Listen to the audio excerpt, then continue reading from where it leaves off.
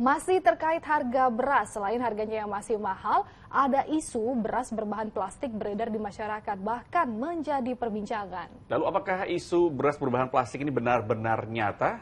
Kita diskusi. Membalik.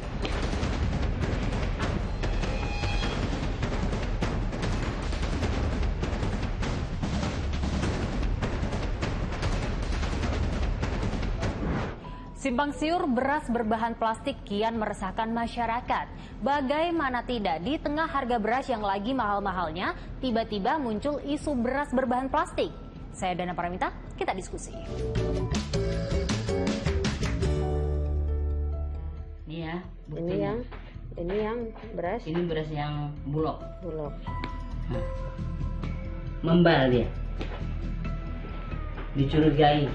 Alah, betul ini. Nah, ini beras yang kilang ya, beras biasa yang kita makan. Ini video yang sempat viral di media sosial. Ibu rumah tangga di Kota Binjai membandingkan hasil olahan beras yang diduga berasal dari Bulog merek SPHP dengan beras yang berasal dari kilang padi. Hasilnya, nasi dari Bulog setelah dibentuk seperti bola pingpong membal saat dilemparkan ke lantai. Sedangkan nasi yang berasal dari kilang padi menempel ke lantai. Temuan dugaan beras plastik ini langsung diinvestigasi oleh Badan Pangan Nasional. Sampel beras sudah diambil. Lalu apa hasilnya?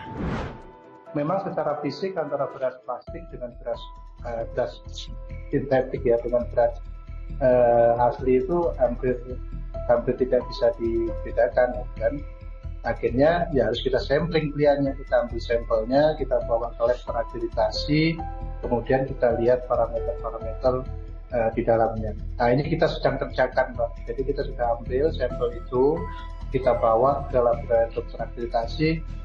Hari ini harusnya sudah selesai, nanti akan kami segera cek ya apakah benar itu beras sintetik atau beras asli. Apabila itu benar beras sintetik, tentu akan kita telusuri itu berasal dari mana, ya siapa yang mengedarkan dan apa motifnya. Yang pasti itu tidak boleh beredar karena itu nanti menjadi tidak aman untuk dikonsumsi. Belum dapat dipastikan kebenarannya, tapi spekulasi soal beras plastik ini jadi melebar kemana-mana.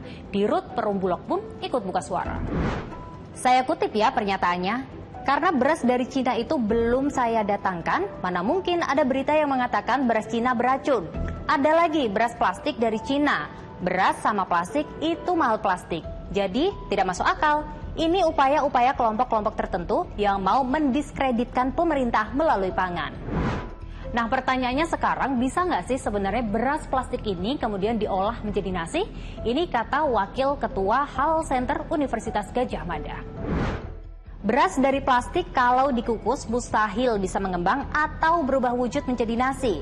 Polimer plastik saat dipanaskan atau dikukus hanya akan berubah jadi plastik panas.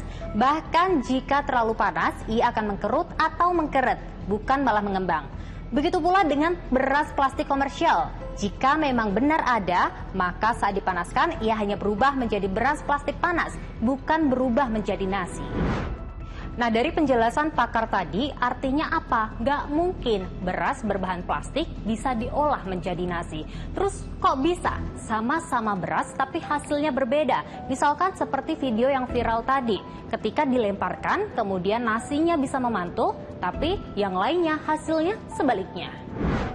Menurut pakar Universitas Gadjah Mada, nasi dibentuk bola padat lalu memantul saat dilempar bukan mengindikasikan nasi tersebut terbuat dari plastik. Namun nasi tersebut mengindikasikan memiliki kandungan karbohidrat non-pati yang tinggi, terutama pada kandungan amilopektin dan amilosanya. Yang kandungannya tinggi dalam bahasa sehari-hari kita kenal sebagai beras pera. Yang kandungannya lebih rendah dan membuat tekstur nasi jadi lebih lembek, kita kenal dengan beras pulen. Nah, daripada mikirin beras plastik yang belum jelas kebenarannya, lebih baik waspada dengan beras oplosan yang dibuat semata-mata untuk keuntungan si oknum. Apalagi harga beras lagi mahal-mahalnya. Di salah satu gudang beras di Tanjung Pinang, Kepulauan Riau, terlihat para pekerja tengah mengganti kemasan beras Bulog ke dalam karung beras premium. Sejauh ini gimana sih pengawasan pasokan beras di pasaran? Kalau ya, pengawasan itu harus kita kerjakan, Pak. Termasuk saya hari ini di Kabupaten Ponorogo juga dalam rangka melakukan pengawasan. Bahkan kita juga sudah minta kawan-kawan PD Pasar untuk bersama-sama kita latih untuk melakukan pengawasan, kita lengkapi dengan alat rapid test ya, untuk uji cepat.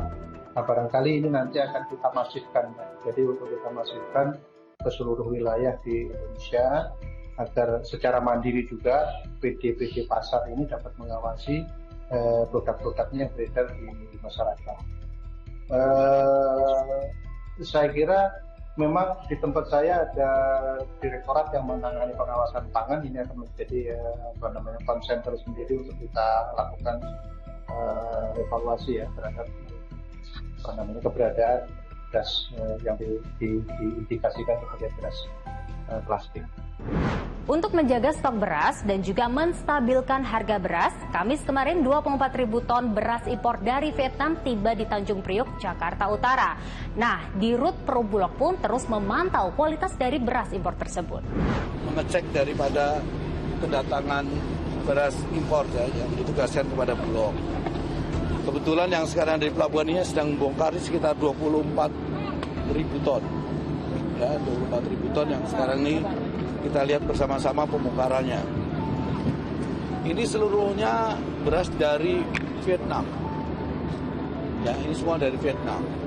Dan agar teman-teman paham ya, jadi kita dari mendatangkan ini kita hati-hati banget ya. Hati-hati itu dengan berkaitan dengan kualitas ya.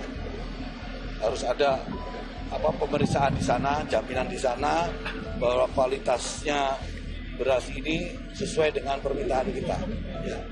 Sampai di sini teman-teman, ini ada pemeriksaan juga dari Skopindo ya, nanti dari karantina ya dicek lagi ya, itu mengenai mutu ya, baik secara kualitas dan kuantitasnya ya.